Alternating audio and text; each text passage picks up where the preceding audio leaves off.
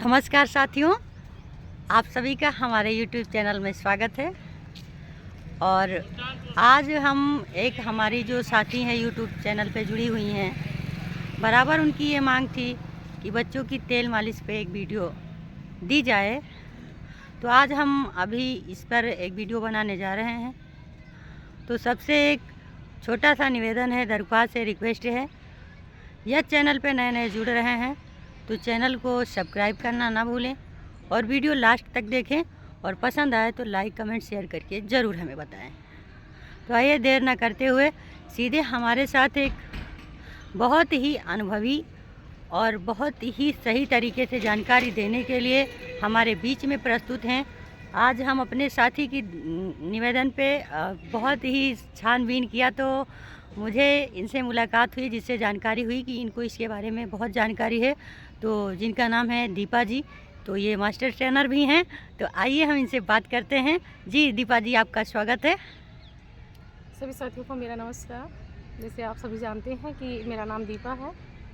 मैं आप सभी लोगों को बच्चों की तेल मालिश, जैसे हम सभी लोग गांव में, शहर में, हर जगह सभी लोग तेल मालिश करते हैं बच्चों की, लेकिन एक्चुअल में बच्चों की तेल मालिश करते समय जो माताएं जो गलतियां कर देती हैं, हम उसके बारे में कुछ बताना चाहेंगे कि कुछ दीदियों को सही से तरीका नहीं पता होता है।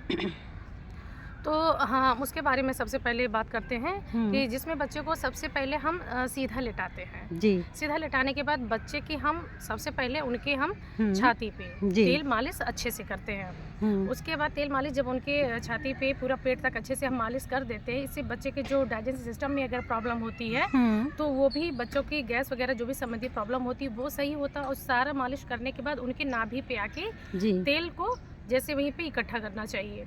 उसके बाद फिर बच्चे के हैंड पे हम अप्लाई करते हैं। तेल को ऐसे लगाना होता है, पहले राइट फिर लेफ्ट हैंड को इस तरह से तेल लगाएंगे। फिर जब बच्चों के हाथ पे तेल लग जाता है, फिर बच्चों के लेफ्ट हैंड राइट पैर पे बारी बारी लगाते हैं। जब तेल वहाँ पर लग जाता है उसके बाद फिर हम बच्चे को उलट देते हैं। जी। उसके बाद फिर बच्चे के हम बहुत अच्छे से उनकी पीठ पे, क्योंकि जो रीढ़ की हड्डी होती है वो पहले शैशवावस्था में वो 33 होती हैं। जी। फिर कुछ हड्डियां जो होती हैं वो आपस में जोड़ती हैं, जो कि बड़े हो जाने पर वो 26 से 27 बचती हैं। तो इस चीज़ का हमें ध्यान रखना चाहिए। जो कुछ हड्डियां जैसे शैशवावस्था में हड्डियां ज़्यादा होती हैं और जब हम बड़े हो जाते हैं तो फिर वो 206 ही बचती हैं। तो शरीर में इस तरह से जब बच्चों का ग्रोथ होता है तो शरीर में बहुत सारी ऊतकों की टूट फूट होती है। तो इसके लिए बच्चों की समय समय पर मालिश जो होती है बहुत ज़रूरी होती है। और दिन भर में कम से कम जो हम पीठ पे मालिश करेंगे तो उसकी एक्टिविटी क्या होगी? उसकी एक्टिविटी इस तरह से होनी चाहिए बच्चे की, इस तरह से कि मतलब उसके रीढ़ की हड्डी के उसके गर्दन से लेकर नीचे की तरफ लेकर आना चाहिए। जी। जितने अच्छे से, बहुत तेज दबा के नहीं, हल्के हाथ से मालिश करके उसे नीचे की तरफ लेकर आना चाहिए। और इस स्टेप को कम से कम आप 6 से 7 मिनट तक करते हैं, क्योंकि बच्चे भी दिन भर लेटे रहते हैं, उससे उनके पीठ पे दर्द होता है। और जगह जगह जो हड्डियाँ होती हैं, जो उसकी कशेरुकाएं, छोटी छोटी कशेरुकाएं होती हैं मेरुदंड में, तो उनको भी थोड़ा रिलीफ मिलता है, बच्चे को रिलीफ मिलता है। वहाँ पे मालिश करने से बच्चे का जो शरीर होता है बहुत ज़्यादा वो शिथिल हो जाता है, बच्चों को बहुत अच्छा लगता है, बहुत जल्दी सो भी जाते हैं। फिर बच्चे के पैर पे, फिर आप उल्टा करने के बाद भी बच्चे के पैर पे अच्छे से मालिश करिए, उसके फिंगर वगैरह पे ध्यान दीजिए, दूसरे वाले पैर के फिंगर पर भी आप ध्यान दीजिए।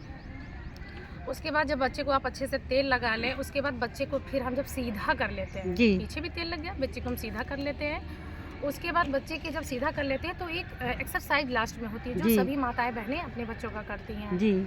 तो जिसमें क्या रहता है कि सबसे पहले बच्चे के हाथ को हम लेफ्ट के राइट के ऊपर, राइट को लेफ्ट के ऊपर ऐसे करके जो एक पोजीशन होता है उसमें हम उसको करते हैं।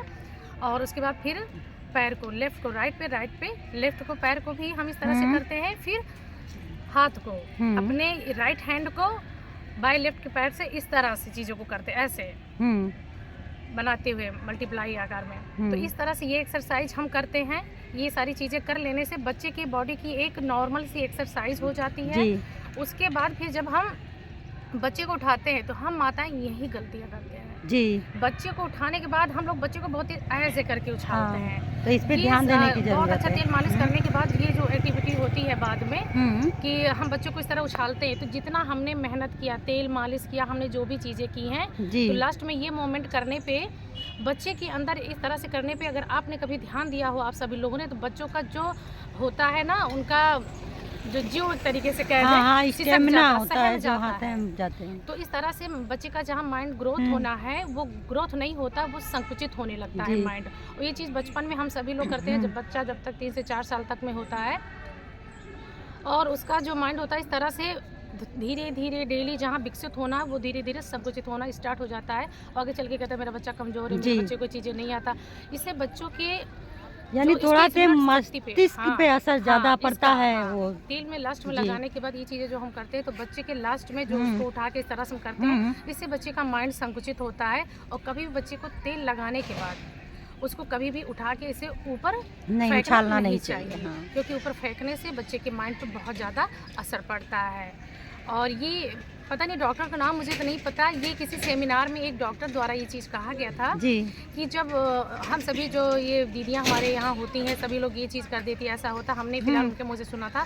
और जब मैंने खुद ये सारी चीज़ को मैंने कई बच्चों पे जब मुझे इस बारे में जानकारी हुई, फिर मैंने कई लोगों की चीज़ बताया, उसका रिजल्ट ये है कि वो बच्चे अन्य बच्चों की अपेक्षा थोड़ा वो डिफरेंट लगते हैं।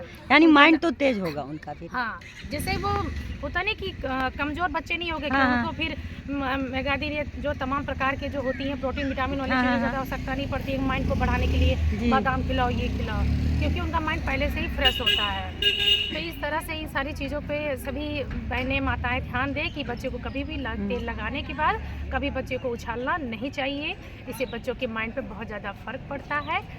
तो इसी के साथ हमने वाड़ी को बहुत बहुत धन्यवाद। लेकिन हाँ, बीच में रोकेंगे आपको। तो इसके सिवा आप क्या संदेश देना चाहेंगे मेरी साथियों को जो भी इसमें जुड़े हुए हैं? हम साथियों को यही बताना चाहेंगे कि जैसे हमारी समझ से मुझे जो सही लगा हमने आप लोगों को बताया। अगर इसमें आप लोगों को लगता है कि कहीं पे अगर कोई चीज़ है तो उसे आप लोग ज़रूर हमसे बताइएगा, शेयर करिएगा। और ताकि हम उसको फिर से दोबारा आपको बता सकें। जैसे उस चीज़ में अगर आपका कोई क्वेश्चन होगा तो आप हमसे पूछ सकती हैं कि बच्चों की ग्रोथ को लेकर जैसे जो भी चीज़ें हमें पता हम उसके हिसाब से बात करें, क्योंकि